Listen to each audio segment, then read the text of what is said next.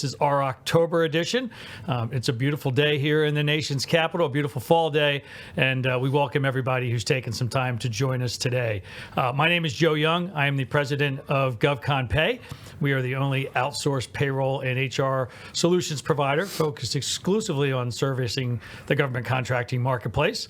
As always, we are coming to you live from the wonderful studios here at BLC Digital Strategies in Northern Virginia, and under the direction of our wonderful producer, Mr. Todd Castleberry. Before we get started today on our main topic, as always, I do want to recognize and thank our sponsor, Berkshire Associates. For those of you who are not aware, Berkshire are HR compliance experts with over 50 years of experience with a focus in affirmative action, pay equity, and DEI. And we welcome any Berkshire clients who are also joining us today. And we appreciate their support and obviously very aligned with our goal of bringing you great compliance and HR information on the Roundup. And as always, I'm here with my fearless partners, the partners of Behrensweig and Leonard law firm here in Northern Virginia, Mr. Seth Behrensweig, Mr. Declan Leonard. Why don't you guys do some introductions for us? Seth, your name's on the door first, so you go first. Well, okay. I thought it was just alphabetical. Yeah. No, it's because the website was available for Behrensweig and not for Leonard. Okay. All right. I was shocked to see that. Hi, I'm Seth Behrensweig. I'm co-managing partner of the firm, and I help lead our corporate and transactional practice. And I'm Declan Leonard. I am also managing partner here at Behrensweig Leonard, and I head up our firm's employment law practice. And you'll notice I'm the one wearing a tie today, but I will say, because of our topic today, the upcoming election, it's got some blue and some red. So It's going to be a nonpartisan tie, a nonpartisan discussion. Yes. We're here to inform GovCon HR leaders about this great topic. You're not going to be burdened by colors of the past. We're staying down the middle of the road today. Right. And this, as you alluded to, this is our thank God election season is almost over podcast. So you think. This is close. We're 19 days away, hopefully. Yes. From the first lawsuit. From the first lawsuit. We'll be talking about this in our next one's one. Yeah, so this topic may go into November of where we are now. Right. But we did want to be timely, and obviously the election is right around the corner. I think everybody out there, and I know I'm seeing it in our business, you probably are too, there's so much uncertainty. I think a lot of people are sitting around waiting for things to happen. Things do seem to be a little slower these days. But let's try and get ahead of it a little bit. Nobody knows what's going to happen in 19 days, but there are things that we can look at and say, hey, depending on what things go, there could be some impact. And we're always trying to bring information and allow people to be proactive and think ahead and get ahead of some of those things. So, with that as the lead in, Declan, as we look at that landscape, what are some of the top things that, we're thinking of that, hey, we need to be prepared for from an HR practitioner's perspective? As we were preparing for this, it was amazing. We kept going back to prior roundups that we have done. So for those of you who have been loyal listeners, whether live or by replay, you'll remember we talked about some incredibly important HR developments that impacted government contractors throughout the year. We did a whole topic on the joint employer rule, which is in the context of government contractors, whether or not, if you're a subcontractor, are your employees also employees of the prime, and vice versa? Does the prime have to worry about, like, oh my gosh, am I going to get hit with a discrimination claim because this subcontractor's employee is on my site and is being harassed or something like that? So we talked about it. It ultimately was struck down.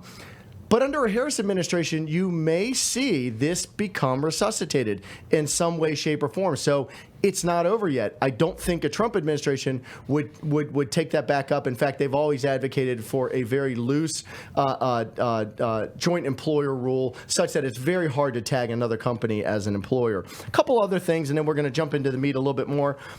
Paid FMLA leave. That is been a topic probably for 2 decades now. A lot of states have taken the lead, and what we're talking about here is whether sick leave, maternity leave, paternity leave, things of that nature. So you got the Federal Family and Medical Leave Act, but that's not paid. I mean, that just guarantees your benefits and in many instances guarantees your job back. States have now come in and said, hey, we're going to give you various types of paid leave. This is actually one that's probably got a little bit more bipartisan support because during the Trump administration, I do remember that there were some attempts to put paid leave in under the FMLA, and it is definitely a priority from a Democratic administration. So that's another one. The third one, we actually did another roundup on this issue, which is the salary threshold. So most of your employees out there, for people who are listening, most of your employees under the Fair Labor Standards Act are probably going to be deemed exempt, okay? But the problem is that threshold, that salary threshold, in order to continue to be exempt, keeps going up. It goes up again on January 1st, 2025, up to $58,600. So they constantly have to adapt to that salary threshold. We got that question, yeah.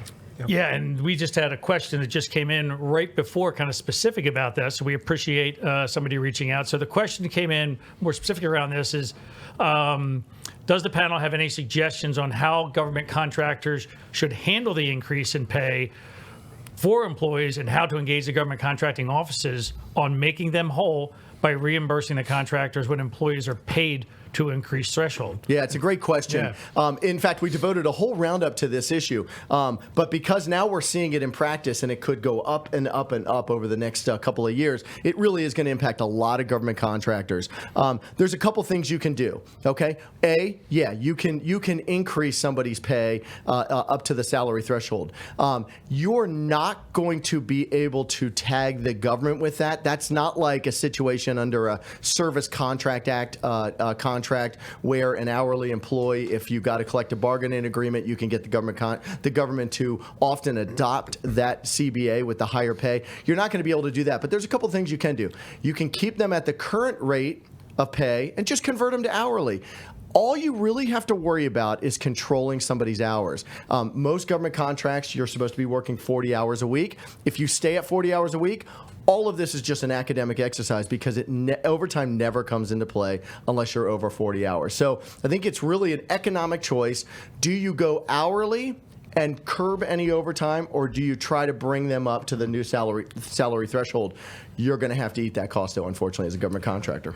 Interesting. All right. Well, thank you for that question that came in. It was great. I think that's the first time we got a question before we went on the air. Yeah. So glad we're happy to oblige and bring that value. So, very good question. Wonderful. Switching gears, well, not really switching gears, but another topic that we also addressed really in a full roundup podcast earlier in the year was around FTC and the ban on non-competes. Yeah, what kind of impact we see there potentially? Yeah, so the FTC right now is hot. And Lena Khan, the chair of the FTC, has really been in the news a lot lately, and she's been making the circuits talking about a number of issues. I think that there are two lenses that are going to be relevant to business, particularly in our region, but throughout the country, as it relates to the FTC. The first is the so-called ban, and let's just quote that ban, on non-competes. It really kind of came out on its deathbed, if you will, because shortly after it came out, where the FTC said it would literally eliminate roughly 99% of non-competes, it went through some litigation, particularly in a federal court in Texas. That has been overturned as exceeding the FTC's authority. The current administration is considering whether or not they're going to appeal. That determination is going to, of course, be dependent upon the election. That's kind of a big deal when it comes to non-competes. The other area of FTC where Lena Khan's been very active relates to antitrust. There are a number of companies that are potentially holding off on their merger strategies in the M&A space to wait and see who wins the election, because Lena Khan's made it unmistakably clear that she's ready to play a game of whack-a-mole with large companies under a severe antitrust lens to determine not only whether they could now pose an anti-competitive issue, but she's tasked her staff to go into investigations to determine on future trends. So that'll be something that's going to be a big pivot depending upon who wins the election. And I think what we have seen, the reason why that M&A angle is so important for government contractors is what we've seen in the last, it's really been like the last 5 or 10 years, and maybe I'm even overplaying that. It could have been just in the last couple of years. Private equity has looked, they traditionally have overlooked the GovCon market.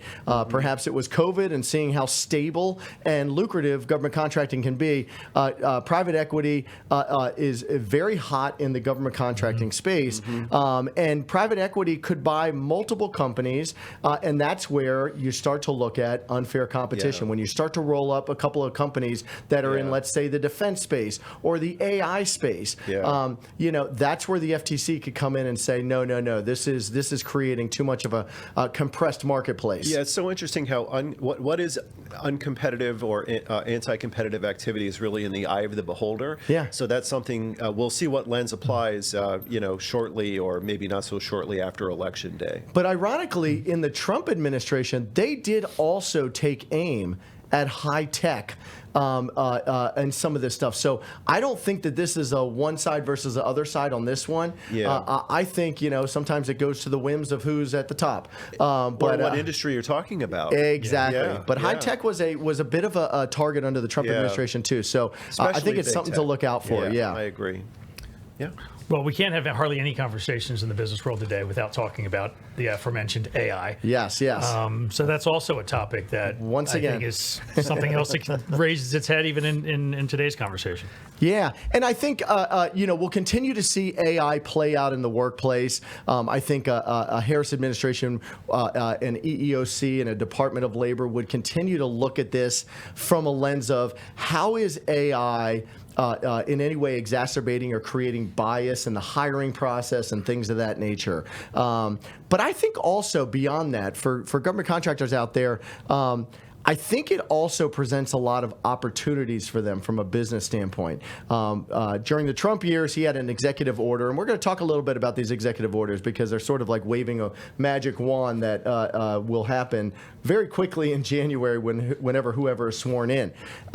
He had an executive order entitled America AI Initiative, and that directed federal agencies to shift their funding to AI projects. So I think we're talking about it today. We're talking to HR leaders. HR leaders should always have a table at the highest echelons of the company, and they should not just be talking about workplace relations and workplace issues. They should be talking about business development issues, and that's an angle where you've got to know where is funding going to be going under which administration, and I think AI under a Trump administration probably would create a lot of opportunities for contractors. So regardless of who wins, I think in the election in a couple of weeks, I think the topic any administration could be dealing with going forward is government spending, our deficits, conversations around efficiency. So I think that the funnest conversation around that recently has been the talks of former President Trump tabbing potentially Elon Musk to come in and be an efficient. Let's get a close-up of that. To be an efficiency czar. I haven't seen you do that since you were at the bar last week.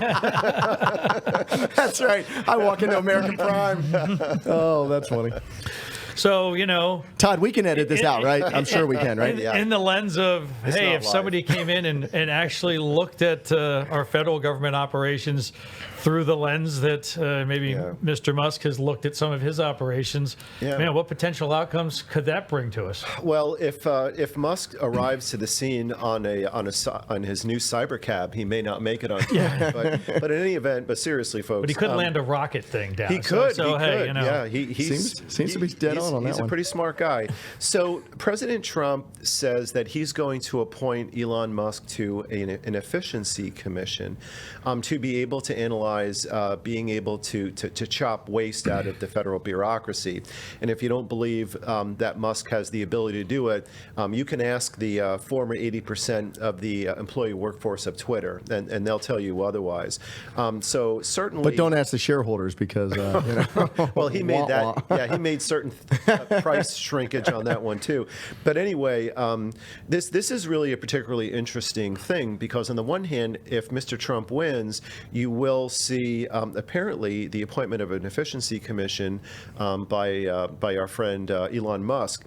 But Joe, you actually raised something to me right before we went on the air, which is a point that I thought was really interesting, because even if you do have this huge slicing of the workforce, which kind of is reminiscent of that, thinking of the old saying, honey, who shrunk the agency? Yeah. Now, if the agency is shrinking, that could lead to potential additional outsourcing, which, Joe, you made an excellent point before we went on the air of just briefly noting. Yeah, could that be a net positive, obviously, Yeah, for could be the a contracting positive. and the outsourcing agency? Yeah, I mean, so we see our absolutely. companies, our clients do every day. They don't have full-time legal departments. They're not doing 100%. payroll in-house. Yeah. All the other things, outsourcing. So Yeah, it's a could be business could be a opportunity. long-term net positive, potentially. Absolutely. So this is going to be another example of a really dynamic area that I think companies in the region want to really keep a very close eye on. And if you're looking at agencies, I mean, Department of Education is like, how long has that's been decades in which everybody always cites that. It's always been on the chopping block, Department of Education. But really, they're going to be looking at a lot of the agencies that our listeners are going to be impacted by, are going to they deal with on an ongoing basis. The National Labor Relations Board, the one that talks about the joint employer rule, the one that talks about outlawing non-competes, the Equal Employment Opportunity Commission. If they're gutted, if their funding is gutted, if their workforce is gutted, they're not going to be bringing the level of cases that they have brought over the last 4 years. Their staff will not be able to investigate charges of discrimination, and so all of this very much can impact HR. And think of it this way: based upon the Supreme Court's recent decision overturning Chevron, which said that the agencies have to be more specialized, more in depth, and more proactive for them to make analytical and regulatory decisions, that puts more burdens on the agency, not less. It's kind of a perfect storm. It's Yeah, a perfect exactly. storm. So then government contractors can come in and say, you have all these responsibilities dumped on you by the Supreme Court. Now you're getting the fat cut. This could be like a really ground shifting moment for government contractors, depending upon what happens in the election. Yeah, because when they cut, do they ever really cut, or does it just get shifted? I mean, look at how government contracting has just prospered and proliferated over the last couple of decades. So the work doesn't go away necessarily when they make these cuts. It really gets shifted to the private sector. So there are a lot of opportunities out The there. optics there for the Trump administration are great, because he'll be able to say in the next State of the Union, look how much I shrunk the federal bureaucracy. Exactly. So that loss is contractors' gain. Yeah, I don't think if President Trump is reelected, they're moving away from that. That's going to be full steam ahead on that topic, because they I put think that so. out there. So it's going to be a real priority. I agree. Yeah. Next topic. Organized labor, unions. Unions, yep. Obviously seen a resurgence under the Biden administration. GovCons have been particularly target for organizing. What do we see as potential ramifications on the union front? Yeah, this is definitely one where there's probably a lot more difference, and there's a lot more light between the two sides. A Harris administration would very likely, if not already been stated, that would continue the same support and strengthening. In fact, she was put in charge of the White House task force on worker organizing and empowerment, and the whole goal of that was to empower unions across the country. So a Harris administration is definitely going to be very pro-union. It's going to have a very robust National Labor Relations Board. That's the NLRB I talked about earlier, and that's the organization that deals with unions. I mean, that's the one that oversees union elections. Seth and I have been through these with our government contracting clients. It's really shocking. The first time we heard from a government contractor client and said, hey, and it wasn't like your traditional union organizing where it might be security guards or maintenance staff or things of that nature. These were high-level security IT folks. High tech. And sure enough, the unions came in. They're finding them to be very fertile grounds for union organizing. And a lot of times it's just because, sometimes the employees, and this gets back to culture and issues that we've talked about in prior roundups, you got to look at your employees as more than just a paycheck and the badging in process. Otherwise, they're going to think you don't care about them, and they're going to look to a third party, aka a union, to help them get the love that they're otherwise looking for. So that's just a word of the wise, and I think that goes no matter who it is. A Trump administration would try to weaken unions. In fact, he has already, I guess back in when he had an executive order that tried to reclassify federal workers as political appointees, a lot of them, so that it's much easier to replace them. When you're a political appointee, it's not the same merit systems protection board that a regular government employee has in terms of protections. So he's not going to, although ironically he has had some support from union leaders. So it's, true to form in this election. Sometimes it's just hard to put your finger on exactly where things are. Yeah, it seems like that area is not as, at least from the constituency, it's clear as mud. It's clear as mud. Yeah. One topic that's more kind of into the normal compliance requirements with our government contractors, more though than the commercial. A lot of that comes around hiring and the things that really impact around OFCCP and affirmative action and those types of things. If Trump wins, is there an end in sight to some of the DEI as we currently see that? Yeah, I think that there's going to be a significant change depending upon who wins. Under a Harris administration, the priorities and the strategies of the OFCCP and the EEOC will stay relatively consistent and will probably, frankly, expand, including being friendly to what are known as DEI initiatives, whereas I think under the Trump administration, he would focus probably more on employing veterans rather than a protected class.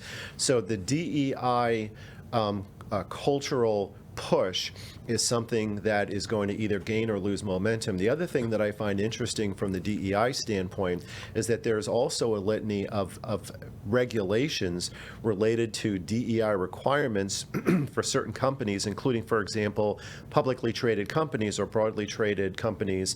For example, the NASDAQ regulations, which of course the administration can have an influence, requires that for publicly traded companies with more than 5 board members, there have to be within the constituency at least 2 diverse directors, to include at least one female and someone who identifies as LGBTQ. This isn't something that gets talked about a lot, but DEI is something that's become kind of a hot topic in the corporate world.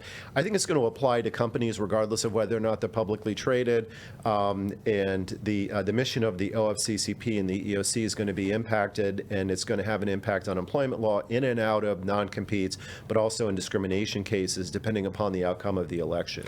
And I can't think of OFCCP without thinking of our great sponsor, Berkshire. I've actually worked with them on OFCCP audits. Some of you out there may have your company may have made it onto the audit list. Berkshire's great at running mathematic equations and really kind of going through the process to show that there is no discrimination going on. But under a Trump administration, he actually proposed eliminating the OFCCP or moving it under the Equal Employment Opportunity Commission, so sort of collapsing it. And when you do that, inevitably you sort of dilute its power and its reach. As Seth said, I think he's probably going to move away from, again, sometimes this is cultural, he's going to move away from the protected classes that perhaps were more of a priority during the current administration. He's probably going to look to expand. You mentioned veteran status. He would also look to expand faith-based status too, I think. So they would just have different priorities. I think the OFCCP in practice is still going to be just as robust. Berkshire is going to continue to be one of the experts in the field, and we'll see what happens on this one. Yeah. So kind of trying to wrap things up a little bit here in some of the time we have left. I mean, Declan, for our HR leaders and practitioners out there, as we approach the election, what are a couple of things you would advise them that, having on the top of their radar and the things they need to be thinking about? Yeah, I mean, because you think that the government moves very slowly. And of course, the Founding Fathers, sort of set this up that, things would be kind of a slower moving thing. But what has happened, and maybe it's not a recent phenomenon, these executive orders. I mean, they come into office, and they're not waiting at all for Congress to act, which obviously is at a snail's pace, if at all. But instead, the presidents come in, they sign executive orders, they rescind executive orders from the prior administration, and a lot of these executive orders have to do with federal contractors. So they've got to watch in January and February to see what is the status, depending on who wins the election, what is the status. But executive orders, I think, are the things that are probably going to have the biggest impact. Because remember, as a federal contractor, you sort of sign up. The string attached to it is, unlike the private sector where you do have to pass the law in order to reach one of these private sector companies, federal contractor, it's like the string attached is, you're doing work for us and you're getting our money, you've got to abide by. That's why all of the sort of touch point issues always start off as an executive order in terms of, I want you to hire more X, I want you to hire more Y, I want you to pay this. Federal government's allowed to do that because it's a cost of doing business as a government contractor. And those executive orders often provide instructions to the executive agencies and tell them to reinitiate or focus on certain things, which is also kind of the canary in the coal mine to know that other things are changing as well. So that's a really good point that you raise, is that literally things can change within days, because as soon as whoever gets in there starts to pick up a pen, things can change immediately. And then on the opposite end of that, we know that government oftentimes is a bottleneck. We always focus so much on the election of the president, but just as important is, where does Congress go? Like, if we've get a president from one party, right, and Congress, or one or two, both houses are controlled by the other party, we're going to get a bottleneck, we're going to get stalemate, and what's going to happen? It's the same thing that's happened for the last 5 to 7 years, which is the states are going to take up that gap. That's a great the point. states have never been more active in the area of employment law and HR law, and I know Look at Virginia, prime case in point. Yeah, exactly. Yeah. It used to be before, what was it, 2021? It used to really just have nothing. You'd have to look to the federal law. Now it's a lot more robust. Yeah. And so I think, unfortunately, the watchers out there right now are saying, "Oh my gosh, I got to deal with more state regulations and who just passed a leave law, who just passed a pay transparency law." I don't see that ending. I think that they'll continue to be robust on the state level. We come in here with a focus, obviously talking about the federal and the presidential election. Yeah. But where are professionals out there every day is what changed in this state. It's managing the 50 different laws, and it's those local elections that may be the most impactful in a lot of this, which is the hardest thing to track. And what happens in the Congress, too. I mean, the Senate right now is split, so who knows where that's going to go. Yeah.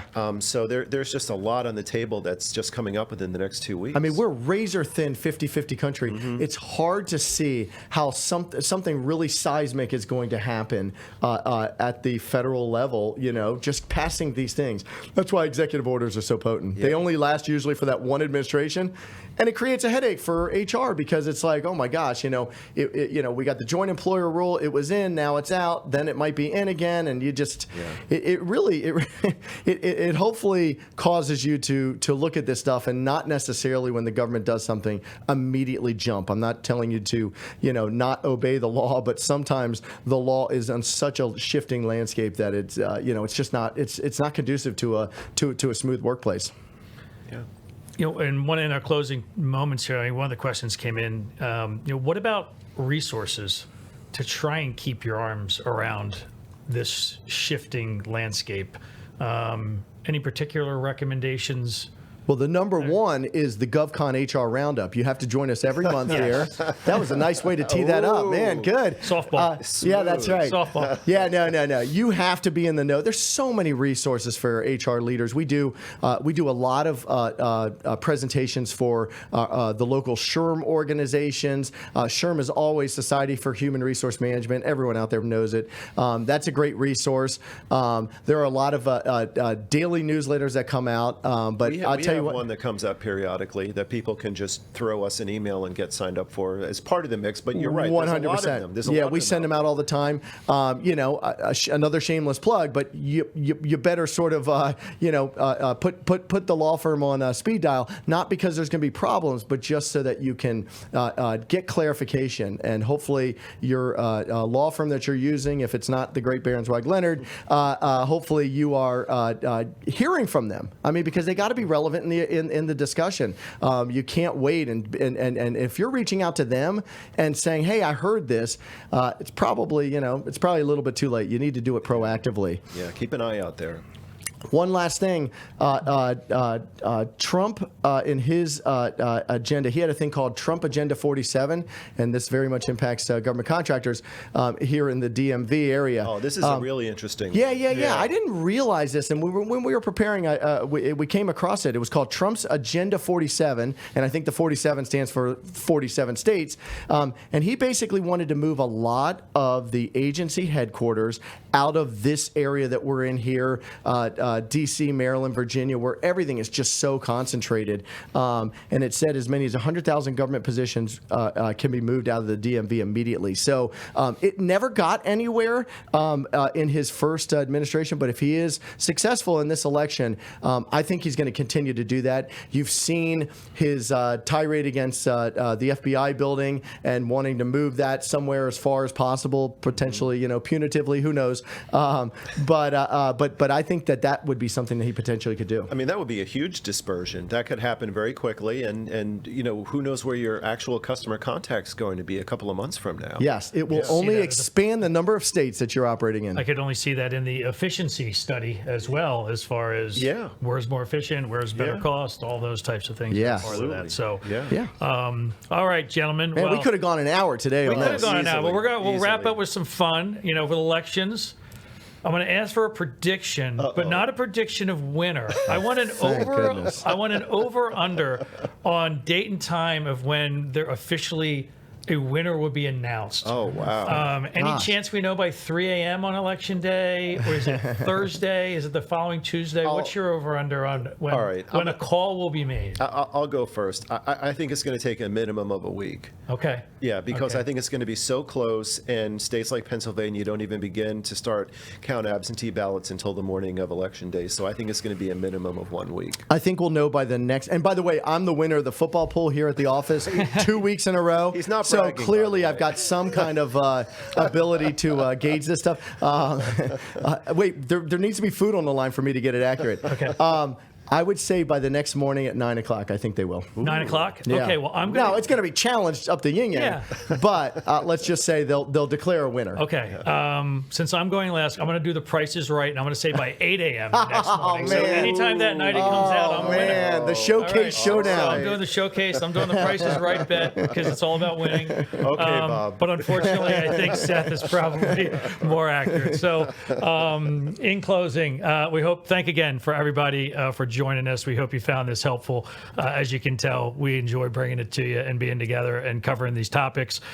We hope you will join us again in November. Currently, I will say, our topic is preparing for annual reviews in November, which is time of this type of year. But depending on what happens in the next 4 weeks, who knows? Topic could be subject to change if we found like we have more interesting topics to discuss based on what happens. So stay tuned to see what that topic is. We are scheduled again for November 21st. We hope you will join us again then.